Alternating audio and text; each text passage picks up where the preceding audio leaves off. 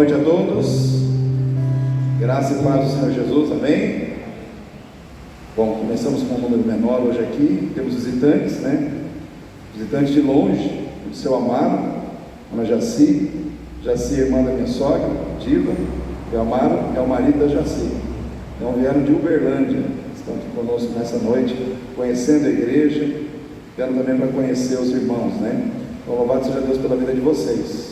Deus abençoe a vida de vocês nessa noite, em nome de Jesus.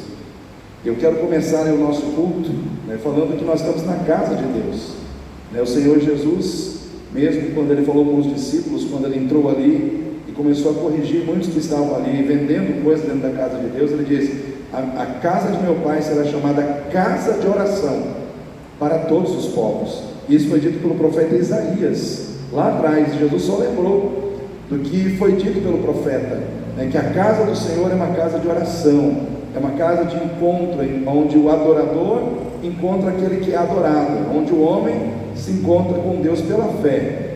E eu quero aqui nesse momento começar lendo esse texto da palavra de Deus, começando esse culto, lá em João capítulo 3, versículo 13, diz assim, João 3,13: Ora, ninguém subiu ao céu, senão o que desceu do céu, o Filho do homem que está no céu. E como Moisés levantou a serpente no deserto, assim importa que o Filho do homem seja levantado, para que todo aquele que nele crê não pereça, mas tenha a vida eterna. Porque Deus amou o mundo de tal maneira que deu o seu Filho unigênito, para que todo aquele que nele crê não pereça, mas tenha a vida eterna. Eu particularmente gosto muito desse texto da palavra de Deus, porque ele fala desse amor grandioso de Deus. Deus amou o mundo, né, de tal maneira que Ele deu o seu Filho unigênito, para que todo aquele que nele crê não pereça, mas tenha a vida eterna. Ou seja, Deus sempre no coração dele teve o ideal de nos dar a vida eterna, porque essa vida aqui ela é passageira, ela acaba. Aqui a gente nasce, cresce, casa, envelhece e depois morre.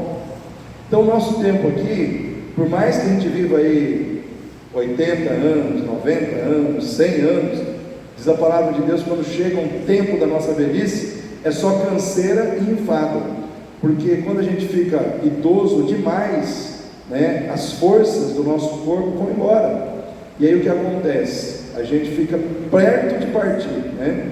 Então a gente tem que planejar para onde nós vamos partir, para onde nós vamos morar eternamente, né? É que nem uma pessoa chegou uma vez, um jovem, e perguntou para ele: meu jovem, o que você vai fazer? Ele estava assim ainda no segundo grau, né, na escola. Perguntou para ele: o que você vai fazer? Ele falou: olha, depois que eu terminar aqui o segundo grau, eu vou fazer uma faculdade. Faculdade do quê? Eu fiz uma faculdade de Direito. Ah, que legal. E depois que você fizer a faculdade de Direito, aí depois eu vou procurar uma esposa para me casar, e eu vou me casar com ela. E depois que você se casar, aí eu vou ter filhos. Tá, e depois que você tiver filhos, aí depois eu vou lá na frente esperar os meus netos, né? E depois que você tiver netos, aí eu vou envelhecer. Mas aí ele falou: tá, e depois que você envelhecer? Aí ele falou assim: bom, aí só Deus sabe. Aí ele falou: então, você planejou a sua vida até esse ponto, daqui para lá você não sabe mais nada. E a Bíblia diz que nós temos que planejar sim para onde nós vamos passar a nossa eternidade. Então a gente planeja com que a gente vai casar, a gente planeja o curso que a gente quer fazer na faculdade, a gente planeja quantos filhos, quantos netos a gente quer ter. Às vezes tem, às vezes não tem, mas é onde a gente vai passar a eternidade. É muito mais importante, sim ou não, irmãos? Porque um dia a gente vai partir, né? Tem gente que parte novo. É triste quando um jovem morre de acidente de trânsito ou de alguma fatalidade, né? Aí você fala: nossa, jovem, 20 anos, tinha tudo pela frente, uma vida inteira, morreu. E às vezes quando uma pessoa já morre mais de idade, a gente fala: morreu cheio de dias, né? Conseguiu construir família, conseguiu fazer um legado, deixar um nome, a gente já se conforma mais. Mas o fato é que, novo ou mais velho, um dia nós vamos partir. E Deus pensou nisso. Amém, irmãos? Deus pensou nisso para nós. Diz a palavra de Deus que Deus amou as nossas vidas, independente de quem nós somos, independente dos nossos erros, porque todos nós temos erros, todos nós somos pecadores, mas independente de quem nós somos, independente dos nossos erros, se eles são pequenos, se eles são grandes, se o nosso pecado é cabeludo ou não, Deus nos ama. E a Bíblia diz que quem ama, como Deus ama, entrega em favor daqueles a quem ama aquilo que tem de mais precioso. E o que Deus entregou por nós? O seu Filho unigênito. Deus entregou o seu Filho numa cruz para morrer por nós. Quem entregaria um filho para morrer? Jonas tem um filho, Benjamim. Você teria coragem de pegar o seu único filho e crucificar ele numa cruz para salvar um monte de pecadores que não estão nem aí para você? Pois é, Deus fez isso. Eu não teria coragem de sacrificar o Gabriel, ou o Mateus, ou o Davi, né? Mas Deus teve essa coragem, porque Ele nos amou, irmãos. Então salvação não é mérito. A gente não vai para o céu porque a gente merece. A gente vai para o céu porque aceitou Jesus como Senhor e Salvador da nossa vida. A gente vai para o céu porque aquele que está no céu, que é Jesus, derramou o seu sangue na cruz para o perdão dos nossos pecados. E pela fé nós aceitamos esse sacrifício, aceitamos esta ação graciosa de Deus como pagamento pelos nossos pecados. Aceitamos pela fé. E quando a gente aceita pela fé a Jesus, Ele vem morar na nossa vida, Ele vem fazer morada em nós. Então o amor de Deus, Jesus é a revelação do amor de Deus. Jesus é a revelação do amor invencível de Deus.